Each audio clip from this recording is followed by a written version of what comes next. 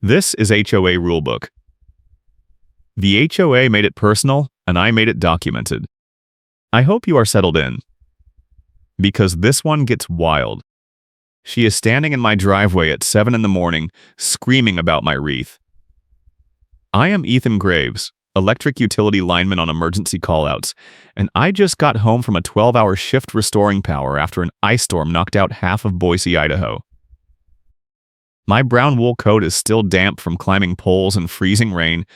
My gray knit beanie is pulled low, and my earbuds are hanging around my neck because I literally ran outside when I heard her pounding on my door. Kimberly Taylor, the Community Standards Chair for the Rosewood Winter Walk Snow Route Association, is screaming that my winter wreath stayed up 1 week too long and she is issuing a formal violation. She is a middle-aged white woman with brown hair pulled into a bun, wearing a gray puffer coat and a red knit hat. And she is holding a snow-soaked notebook in one gloved hand while jabbing her finger at my door. "You do not shovel to my standard, you pay to my standard," she says. And I realize she is not even talking about the wreath anymore. She is talking about the snow I cleared from my driveway 2 days ago after the storm. I moved to Boise 3 years ago for steady lineman work and affordable housing, and I bought this townhouse in Rosewood Winter Walk because it was close to the substation and the HOA seemed normal at first. What I did not know was that the Rosewood Winter Walk Snow Route Association schedules hearings at impossible times so residents no-show and they default vote against them, and Kimberly Taylor invents guidelines on the fly to justify whatever fine she feels like issuing. I am trying to keep my home insurance stable because my carrier already flagged me once for a missed payment last year, and the HOA is pushing me toward a claim by threatening to lien my property if I do not pay their fake winter violations. The first sign of trouble was 3 weeks ago when Kimberly left a printed notice on my door claiming I had not shoveled my front walk within the required 12 hours after snowfall, even though I shoveled it the same morning and took photos with timestamps. That notice disappeared from the HOA portal 2 days later like it never existed. But a new fine appeared for $75 with no vote and no record of the original complaint. Now she is telling me the wreath is a violation because the winter holiday decoration period ended on January 15th, and today is January 22nd, and I am thinking about how I have a neighbor coming over at 8 to help me move a generator into my shed, and Kimberly is threatening to tow any guest car that parks in my driveway without a temporary pass. I ask her where the winter decoration policy is written, and she taps the notebook and says it is in the seasonal compliance addendum, and when I ask to see a copy, she says homeowners do not get copies until after violations are issued. That is when I realize this is not about a wreath or snow removal. This is about control, and Kimberly Taylor has been running this HOA like her personal fiefdom, because the management company enables the loudest person, and nobody else on the board wants to fight her. I tell her I will take the wreath down today, and she says it is too late because the violation is already logged and the fine is $250. $250 for a wreath that stayed up 7 days past an arbitrary deadline that is not in any document I signed when I bought the house. I ask her again to show me the policy, and she flips open the snow-soaked notebook and points at a page covered in smeared ink and says it is right here, and I can see there is no readable text on that page at all, just wet blue streaks. I pull out my phone and start recording, and she immediately steps back and says I do not have permission to film her on HOA property. I am standing in my own driveway. She says the driveway is a limited common element and subject to association rules, and recording board members during enforcement actions is harassment under the new anti-abuse policy. I have never heard of an anti-abuse policy. She says it passed at the November meeting, which I did not attend because I was working a storm rotation in McCall. I stop recording and ask her what the fine schedule is, and she says the wreath is $250, the unapproved recording is another $100, and if I do not remove the wreath by noon today, she will add a daily penalty of $50 until compliance. I ask her when the hearing is, and she says it is scheduled for February 2nd at 10 in the morning, which is a Tuesday, which is the middle of a work day, which means I cannot attend without taking unpaid leave. That is the whole point. She knows I work days. She knows most people in this neighborhood work days. She schedules hearings at 10 in the morning on weekdays so nobody shows up, and then the board votes to uphold the fines by default and adds late fees on top. I take a breath and tell her I will see her at the hearing, and she smiles and says she looks forward to it. And then she turns and walks back toward her car, a white SUV parked across the street with the engine running. I watch her get in and pull away, and I stand there in my driveway with snow melting into my boots, thinking about how I have been working 16-hour days to keep the lights on for people like her, and she is spending her time writing fake violations in a wet notebook.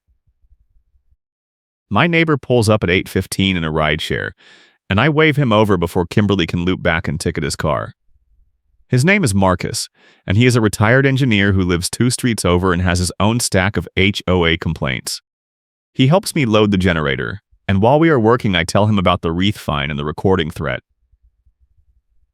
And he says Kimberly tried to fine him $300 last month because his trash can was visible from the street on a non-collection day, even though the policy says bins must be stored out of sight within 24 hours of collection, and he brought it in after 11 hours.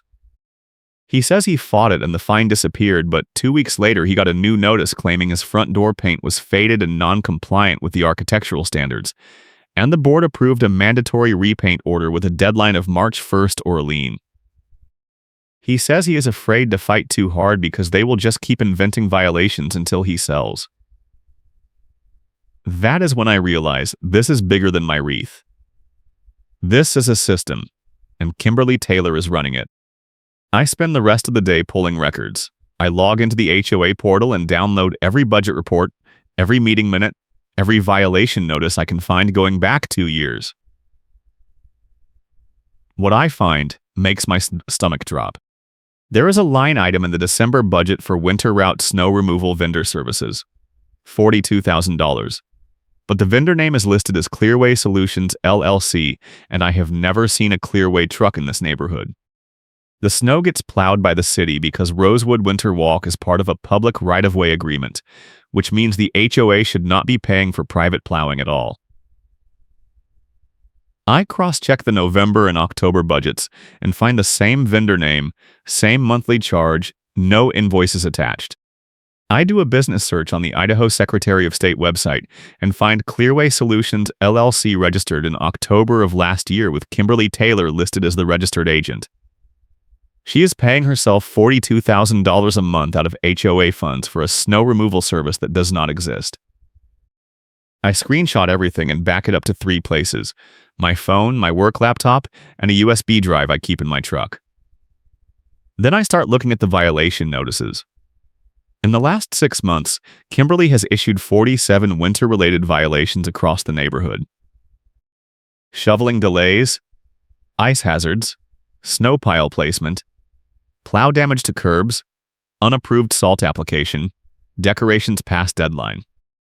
Every single one has a fine between $75 and $300, and 32 of them resulted in default judgments because the hearings were scheduled during work hours and the homeowners no-showed.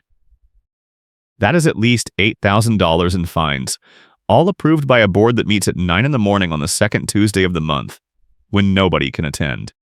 I do not have proof that the fines are fake, but I have proof that the vendor is fake, and if she is stealing from the snow removal budget, she is probably using the violation fines to cover the gap when the auditor asks questions. I call the management company, a regional outfit called Peak Property Solutions that handles about 30 HOAs in the Boise area. I get a receptionist who transfers me to an account manager named Stephanie, and I explain that I need a copy of the winter decoration policy because I received a violation and I cannot find the policy in my governing documents. Stephanie puts me on hold for 6 minutes, and when she comes back, she says the winter decoration policy is part of the seasonal compliance addendum that was approved by the board in November and distributed via the HOA portal.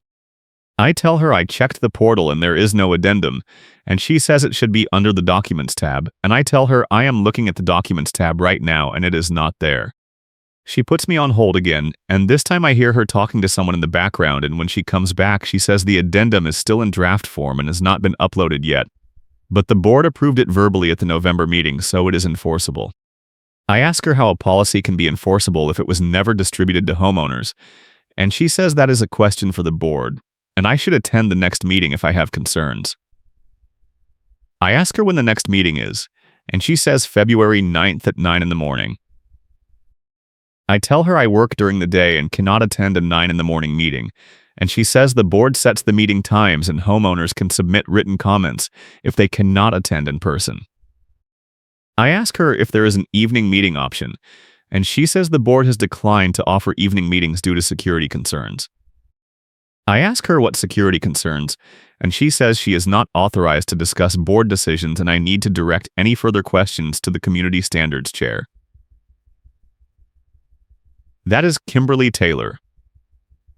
I am going in circles. I thank Stephanie and hang up, and then I call my insurance agent to ask what happens if the HOA puts a lien on my property. She tells me that a lien can trigger a policy review and potentially a non-renewal if the carrier decides the property is too high risk, and my current carrier already has me flagged for the missed payment last year, so any new red flags could push me into a high-risk pool with triple the premiums. She asks me if I am in a dispute with the HOA, and I tell her it is a minor issue and I am working on it, and she says to keep her updated because liens and litigation are both reportable events. I hang up and sit there staring at my phone, thinking about how I am one bad decision away from losing my insurance and having to sell this place at a loss because nobody wants to buy into an HOA with a lien history. That is exactly what Kimberly wants. She wants people to sell so she can keep control of the board and keep funneling money into her fake vendor account. I text Marcus and ask if he knows anyone else who has fought Kimberly and won, and he replies with a name. David Chen, a board member who used to push back on her decisions but stopped showing up to meetings after she threatened to recall him. Marcus says David is scared, but he might talk if I approach him carefully. I ask for David's number, and Marcus sends it with a warning. Do not mention my name, and do not call him from your regular number because Kimberly has people who monitor complaints. I do not know if that is paranoia or reality, but I use a burner app and call David that night. David picks up on the third ring and sounds exhausted. I introduce myself and explain that I am dealing with a winter wreath violation, and I am trying to understand how the HOA enforcement process works. He is quiet for a long time. And then he says he cannot talk about active board business, and I say I am not asking about board business. I am asking about the seasonal compliance addendum because I cannot find a copy, and the management company says it is enforceable even though it was never distributed. He sighs and says the addendum does not exist. He says Kimberly proposed it at the November meeting, but it never got a formal vote because there was no quorum, and she has been enforcing it anyway by claiming it passed verbally. He says he objected at the December meeting and she accused him of obstructing community standards and threatened to call a special election to recall him for cause. He says he has 3 years left on his term and he does not want to fight her because she will make his life hell, but he also does not want to keep approving fines that have no basis in the governing documents.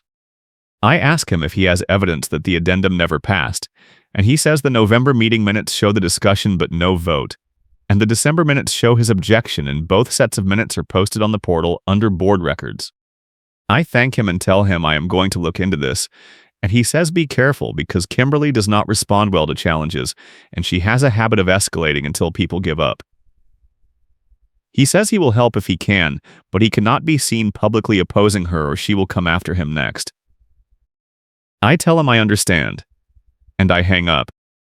I pull the November and December meeting minutes from the portal, and David is right. The November minutes show Kimberly proposing a seasonal compliance addendum to address holiday decorations and winter maintenance standards, followed by a discussion, followed by a note that says the board will revisit the proposal at the next meeting. The December minutes show David objecting to enforcement of the addendum on the grounds that it was never formally adopted, followed by Kimberly stating that verbal board approval is sufficient under the association bylaws, and the addendum is in effect pending final documentation. I check the bylaws, and they clearly state that any amendment to the rules and regulations must be adopted by majority vote of the board at a properly noticed meeting and distributed to all homeowners within 30 days of adoption. The addendum was never voted on, which means it was never adopted, which means every fine Kimberly has issued under the addendum is invalid. I have her. I screenshot the minutes and the bylaws and add them to my evidence folder, And then I draft an email to Stephanie at Peak Property Solutions, requesting a formal review of my violation notice on the grounds that the seasonal compliance addendum was never properly adopted. I attach the minutes in the relevant bylaw section, and I send it at 11 at night so it is waiting in her inbox when she gets to work. The next morning, I get a call from Kimberly at 6:45. I am still in bed because I have a late shift, and she is screaming before I even say hello. She says I have been harassing the management company with frivolous complaints and wasting staff time, and if I continue, I will be fined for abusive conduct under the anti-abuse policy. I ask her what anti-abuse policy, and she says it was approved at the January meeting, which happened 4 days ago, which I did not attend because it was at 9 in the morning on a Tuesday. I ask her if the policy was distributed to homeowners, and she says it is posted on the portal under board resolutions, and I need to educate myself before making baseless accusations. I pull up the portal on my phone while she is talking, and there is no anti-abuse policy under board resolutions. I tell her that, and she says I am obviously not looking in the right place and she is not going to hold my hand through basic research. Then she tells me my February 2nd hearing has been moved up to January 27th at 10 in the morning, which is 5 days from now, and if I do not appear, the board will proceed with a default judgment and assess the full fine, plus a $50 administrative fee and a $25 rescheduling fee because I caused extra work by filing a complaint.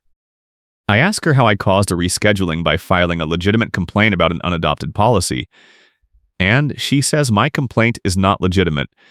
It is a delay tactic, and the board is not going to tolerate obstruction. I tell her I will see her at the hearing, and she hangs up. I call in late to work and drive to the Peak Property Solutions office, which is in a business park off Fairview Avenue.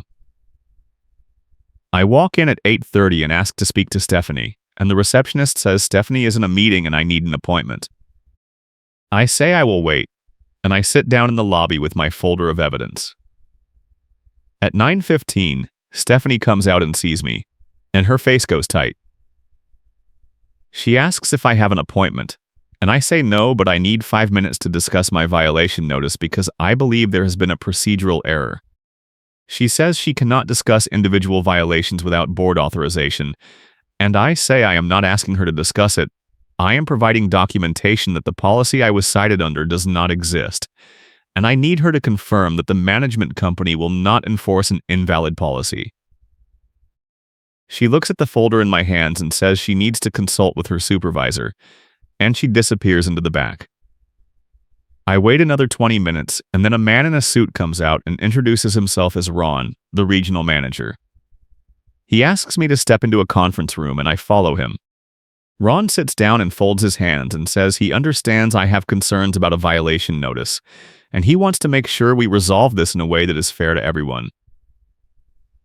I open the folder and slide him copies of the November and December meeting minutes, the bylaw section, and my email to Stephanie. I walk him through the timeline. Kimberly proposed the addendum in November. No vote was taken. She enforced it anyway in December. David objected. She claimed verbal approval. The bylaws require a formal vote and distribution. Ron reads the documents, and I can see his jaw tighten. He says he was not aware that the addendum had not been formally adopted, and he will need to review the matter with the board before taking any action. I tell him I appreciate that, but I also need to know what happens to the fines that have already been issued under the invalid policy. Because if the policy does not exist, then the fines are baseless and the HOA needs to retract them. Ron says that is a board decision, and he cannot make that determination unilaterally. I ask him when the board meets next, and he says February 9th. I tell him my hearing is January 27th, and I need this resolved before then, or I am going to be hit with a default judgment for a policy that does not exist. He says he will escalate the matter to the board president and request an emergency session to review the addendum adoption process. I ask him who the board president is, and he says Kimberly Taylor. I sit there for a second, processing that. Kimberly is the president. She is the community standards chair and the president. She is running the board, the enforcement, and the vendor fraud all at the same time. Ron sees my face and says he understands my concern, but the management company does not have the authority to override board decisions, and the only recourse for homeowners is to attend meetings, vote in elections, or pursue legal action. I ask him if the management company has a fiduciary duty to ensure the board follows the governing documents, and he says yes. But enforcement of that duty is complicated and typically requires a formal complaint or legal intervention. I thank him for his time and leave, and I sit in my truck in the parking lot, thinking about how the system is designed to protect Kimberly and punish anyone who pushes back. If you are enjoying this absolute nightmare, hit the like button and subscribe, because it gets so much worse before it gets better. I go to the city next, and I am armed with a timeline and a wet notebook that is about to blow this whole thing open. I drive to the Boise City Public Works Department and ask to speak to someone about snow removal agreements with HOAs. I get directed to a clerk named Amanda who handles right-of-way permits and maintenance contracts. I explain that I live in Rosewood Winterwalk and I am trying to confirm whether the HOA has a private snow removal contract or if the streets are plowed by the city. Amanda pulls up a map on her computer and shows me that Rosewood Winterwalk is part of the city's winter route maintenance program, which means the streets are plowed and salted by city crews at no cost to the HOA because the development was built under a public access agreement in 2008. She says the HOA is not authorized to hire private contractors for street plowing because the streets are public right-of-way, and any private plowing would require a permit in coordination with the city to avoid conflicts with the municipal schedule. I ask her if there is any record of the HOA applying for a permit or coordinating with the city, and she searches the database and says no. There is no record of any permits or contracts for Rosewood Winterwalk. I ask her if she can print that confirmation, and she prints a one-page summary showing the route designation and the agreement terms, and she stamps it with the city seal. I thank her and walk out with the document in my hand, thinking about how Kimberly has been billing the HOA $42,000 a month for a service that is provided for free by the city. I drive to the Idaho Secretary of State office and request a full business record search for Clearway Solutions, LLC. The clerk pulls the file and gives me printouts showing the registration date, the registered agent, and the business address, which is a mailbox rental at a UPS store on Overland Road. I pay for certified copies and add them to my folder. Then I go back to my truck and call David Chen. I tell him I have evidence that Kimberly is running a fake vendor scam and billing the HOA for snow removal services that do not exist, and I have city records proving the streets are plowed for free under a public agreement. David is silent for a long time, and then he says he suspected something like this, but he did not have proof.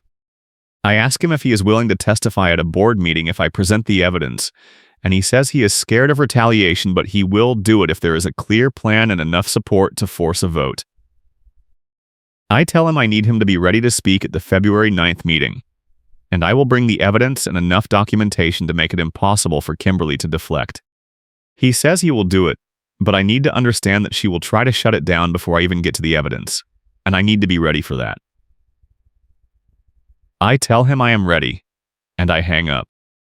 The next day, Kimberly calls me again. This time, she is calm, which is worse.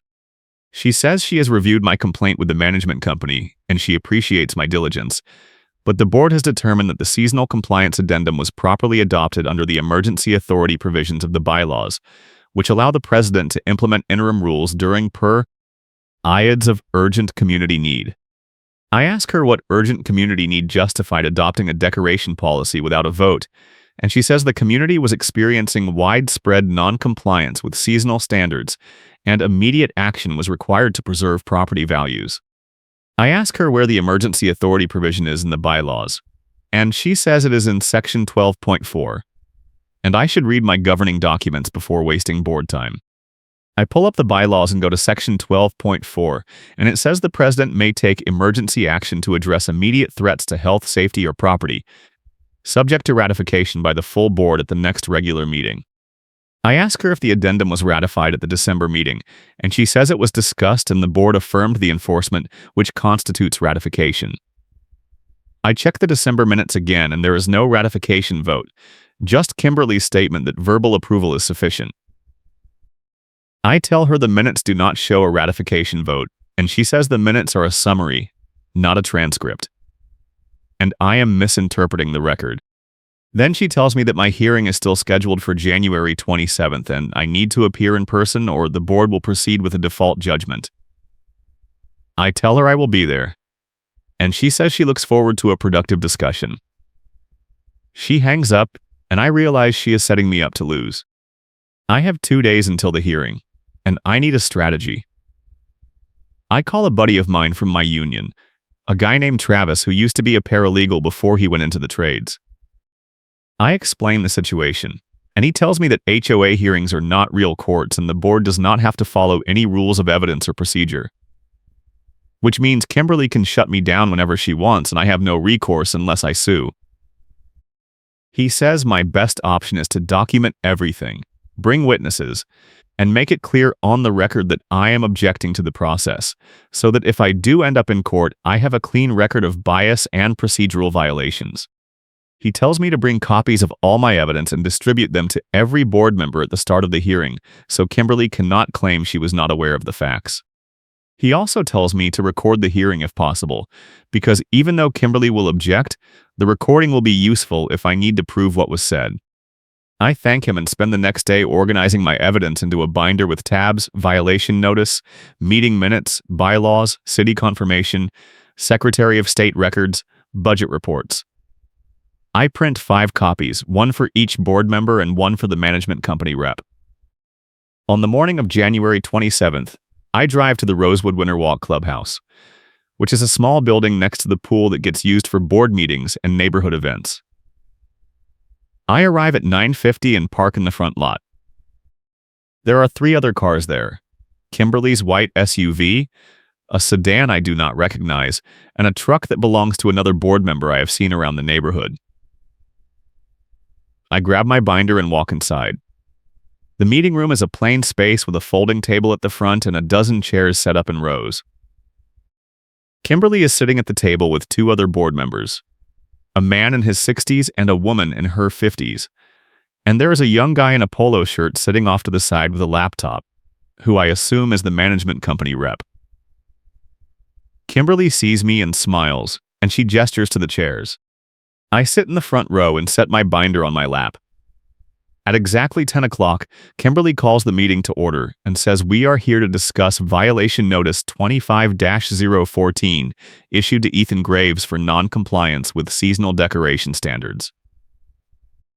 She says the board has reviewed the notice and the evidence, and she will now give me an opportunity to respond. I stand up and walk to the table and hand a binder to each board member and one to the management company rep. Kimberly looks at the binder and says she did not authorize the distribution of materials, and I need to submit documents through the management company in advance. I tell her I am providing evidence relevant to my defense, and the board has a duty to review it before making a decision. She says the board will determine what evidence is relevant, and I need to sit down. I stay standing and say I am objecting to this proceeding on the grounds that the seasonal compliance addendum was never properly adopted and therefore the violation is invalid. Kimberly says my objection is noted, and the board has already determined that the addendum was adopted under emergency authority and ratified at the December meeting. I opened my binder to the December minutes and read the relevant section out loud. Board member Chen objected to enforcement on the grounds that the addendum was not formally adopted. President Taylor stated that verbal approval is sufficient, no ratification vote recorded. I ask her where the ratification vote is, and she says the discussion itself constitutes ratification, and I am misinterpreting the minutes. I ask the other 2 board members if they recall voting to ratify the addendum, and the man says he does not recall a specific vote, and the woman says she was not present at the December meeting. Kimberly cuts in and says the minutes speak for themselves, and we are not going to relitigate board procedure. She says the only question before the board today is whether I violated the decoration policy, and the evidence is clear that my wreath remained on display past the deadline. I ask her what deadline, and she says January 15th, and I ask her where that deadline is written, and she opens her snow-soaked notebook and points at a wet page. I ask her to read it out loud, and she says the text is not legible due to weather exposure, but she personally documented the deadline at the time of the policy discussion. I ask her if there is any other record of the deadline, and she says the policy is in draft form and will be finalized and distributed once the board completes the review process. I ask her when that will be, and she says that is not relevant to today's hearing. I take a breath and flip to the city confirmation letter in my binder. I hold it up and say I have a document from the Boise Public Works Department confirming that Rosewood Winter Walk is plowed by the city under a public access agreement, and the HOA does not have a private snow removal contract. I ask Kimberly to explain why the HOA budget shows $42,000 per month in payments to Clearway Solutions LLC for winter route snow removal vendor services.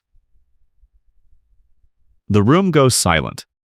The male board member looks at Kimberly, and the female board member looks at the management company rep, and the rep looks at his laptop. Kimberly says budget matters are not relevant to this hearing, and I need to stay on topic.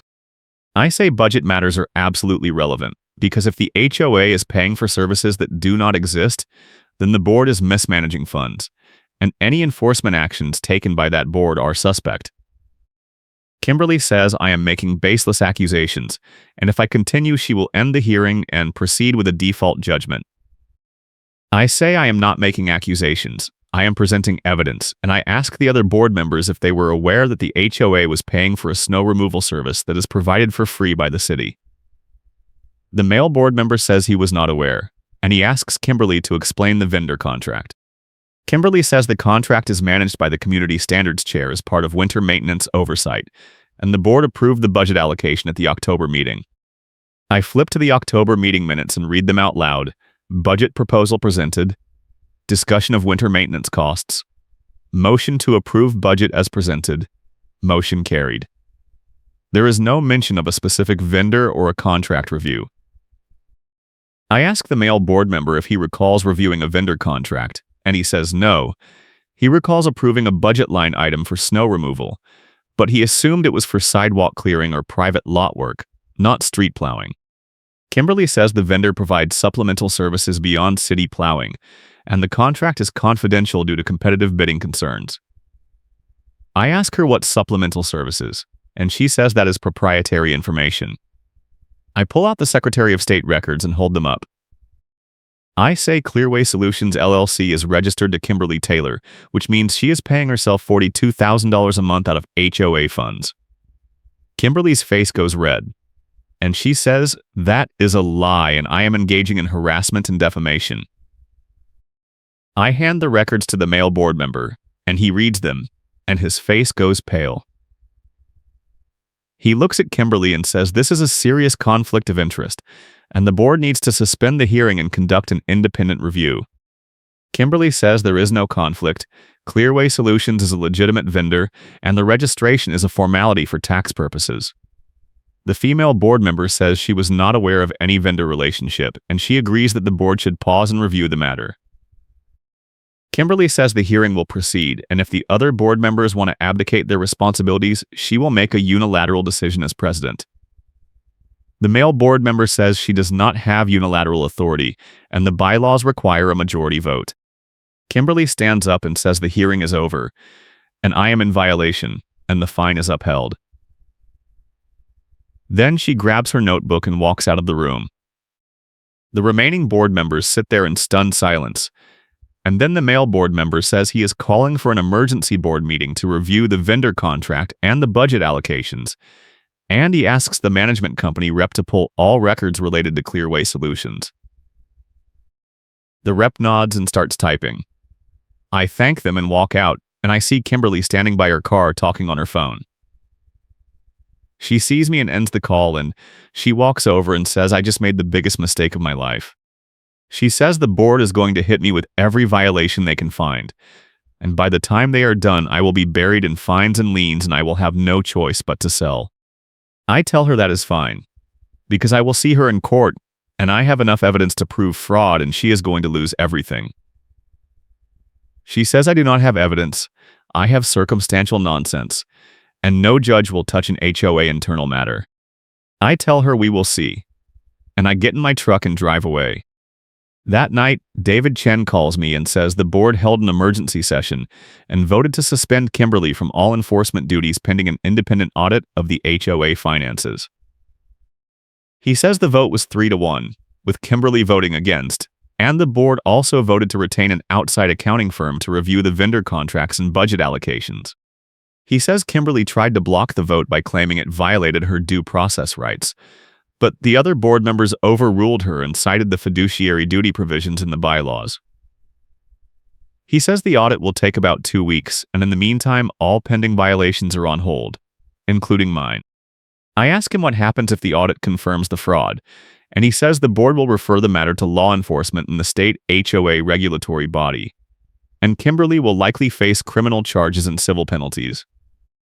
He also says the HOA will have to refund any fines that were based on the fake vendor charges or the unadopted policies, which could be tens of thousands of dollars across the neighborhood. I thank him and hang up, and I feel a tiny bit of relief for the first time in weeks. 2 days later, I get a call from a blocked number. I answer, and it is Kimberly. She is calm again, and she says she wants to settle this before it gets out of hand. She says she will retract my violation and waive all fines if I agree to drop my complaint and sign a non-disclosure agreement. I ask her why I would do that, and she says because if I do not, she will make sure the audit finds nothing, and she will come after me for legal fees and defamation. I tell her the audit is independent, and she does not control it, and she laughs and says I am naive if I think she does not have leverage over the auditors. She says she has been running HOAs for 15 years, and she knows how to manage these situations, and I am just a lineman who thinks he is smart because he can read a budget report. I tell her I am not signing anything, and I am not dropping the complaint, and if she wants to fight this in court, I will bury her with evidence. She says I do not know what I am doing, and I am going to regret this. Then, she hangs up. I call Travis and tell him about the settlement offer, and he says it is a trap. He says if I sign an NDA, I cannot testify in any future proceeding, and Kimberly can use that to shut down the audit or claim I fabricated the evidence. He says I should document the call and forward it to the board and the auditors as evidence of attempted obstruction. I write up a summary of the call and email it to David Chen and the management company with a timestamp and a request that it be included in the audit file. David replies within an hour and says the board is aware of Kimberly's behavior, and they have instructed her to cease all contact with homeowners pending the audit results. He says if she contacts me again, I should report it immediately. The next week is quiet. I go to work, I shovel my driveway, I take the wreath down just to avoid any more drama. On February 9th, I get an email from the management company saying the board meeting has been rescheduled to February 16th at 6 in the evening to allow more homeowners to attend, and the agenda includes a presentation of the audit findings.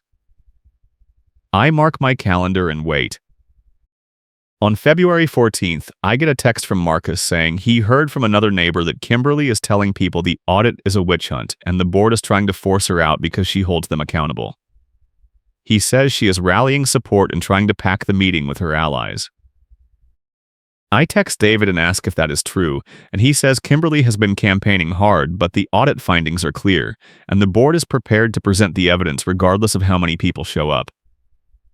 He tells me to be ready for chaos.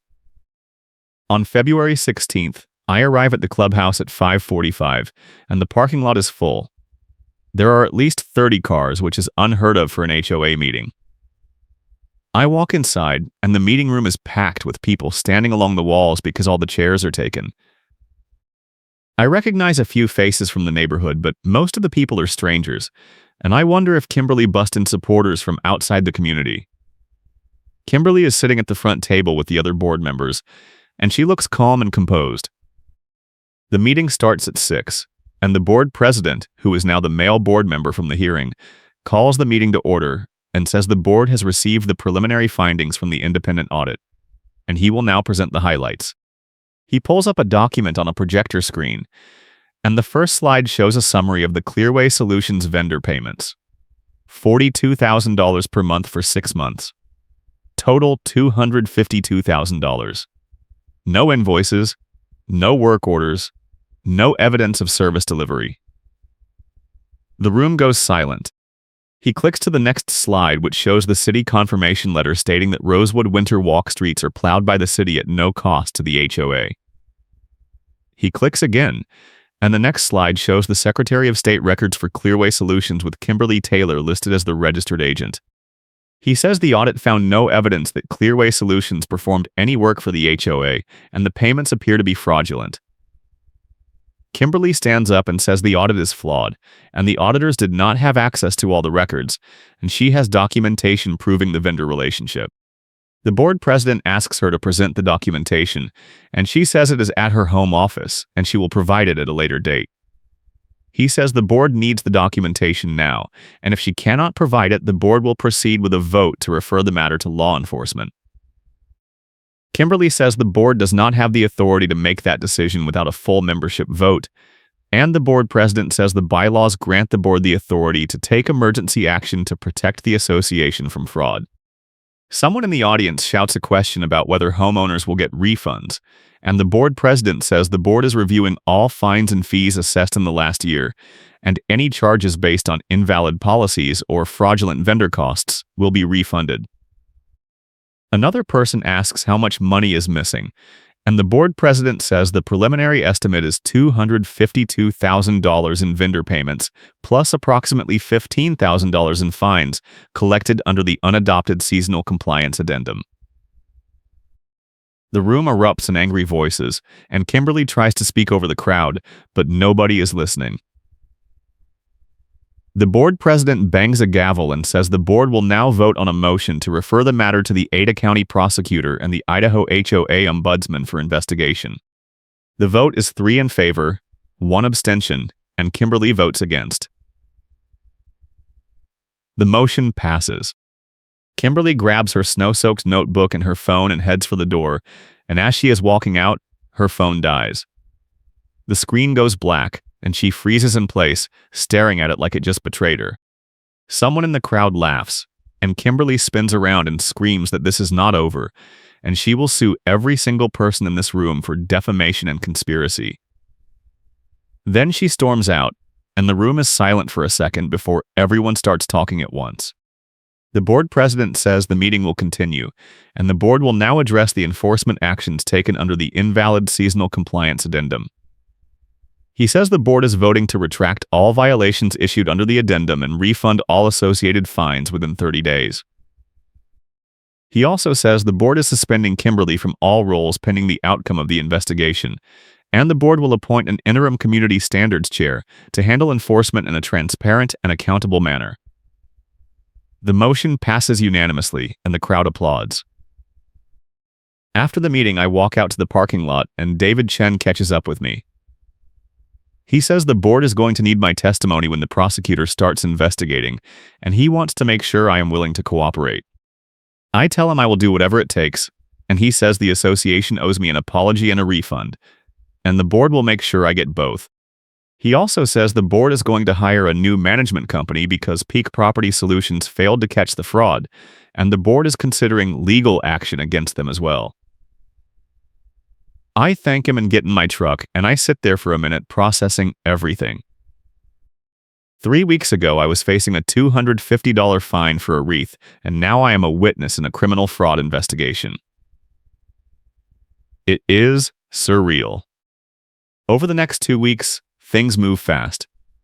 The prosecutor opens a case and subpoenas the HOA records. An investigator calls me and takes a statement, and I hand over all my evidence. The local news picks up the story and runs a segment about HOA fraud in Boise, and Kimberly's name is all over it. The HOA sends out a letter to all homeowners explaining the situation and promising refunds within 60 days. I get a check for $250, which is the fine I never actually paid because it was on hold, but the HOA refunds it anyway as a gesture of good faith. Marcus gets a check for $300, and he texts me a photo of it with a thumbs-up emoji. The board also votes to adopt a new transparency policy requiring all vendor contracts to be posted on the portal with quarterly reports, and all board meetings will be recorded and live-streamed so homeowners can watch from home. David Chen is elected as the new board president, and he appoints a retired accountant as the interim community standards chair. The new chair reviews all the old violations and finds that more than half of them were based on policies that were never adopted or standards that were selectively enforced. And the board votes to expunge them from homeowner records. In early March, the prosecutor files charges against Kimberly Taylor for theft by deception and misuse of HOA funds. The case goes to preliminary hearing, and I testify about the vendor scam and the fake fines. Kimberly's lawyer tries to argue that the payments were legitimate consulting fees and the HOA budget was poorly managed, but the prosecutor presents the city records and the Secretary of State filings, and the judge binds the case over for trial. Kimberly posts bail and disappears from the neighborhood.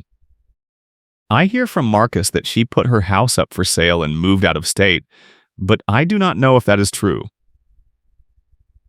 The HOA files a civil suit to recover the stolen funds, and the case is still pending as of now. In April, I get a letter from the management company saying the independent audit is complete, and the final report found improper late fees tied to winter notices across the neighborhood, and the HOA is issuing refunds to all affected homeowners. The total refund amount is $47,000, which covers the fake fines and the administrative fees that were tacked on when people could not attend the impossible hearing times. The letter also says the HOA has terminated its contract with Peak Property Solutions and hired a new management company that specializes in transparent governance and homeowner rights. I get a second check for $75, which was the first fine Kimberly issued for my shoveling delay, and I frame it and hang it in my garage as a reminder that even HOA tyrants can be beaten if you document everything and find allies. The winter wreath is long gone, but I leave my holiday lights up an extra week in February, just because I can. And nobody says a word. The new Community Standards Chair sends me a friendly email saying the board appreciates my patience during the transition, and if I have any concerns, I should feel free to reach out directly. It is a strange feeling, living in an HOA that actually follows its own rules, but I will take it. I still have the snow-soaked notebook in my evidence folder, and sometimes I pull it out and look at those smeared wet pages and think about how close Kimberly came to getting away with it.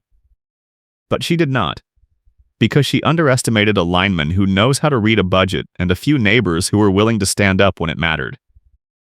The gate vendor ended up being a key witness too, because when the investigator pulled the access logs, they showed that Kimberly had been using her admin account to lock out homeowners who questioned her. And that became another charge in the criminal case. At a public meeting in late March, the board read the minutes that documented every procedural violation Kimberly committed. And those minutes turned against her in a way she never saw coming. Her staged photos of my driveway, the ones she took to prove I had not shoveled within 12 hours, ended up showing timestamps that contradicted her own violation notices, and the prosecutor used them as evidence that she was fabricating complaints. The HOA retracted the winter violation in writing, and I got a formal apology letter signed by the entire board. It is the kind of ending I did not think was possible 3 months ago. But here we are. Thanks for watching, and I appreciate you being here.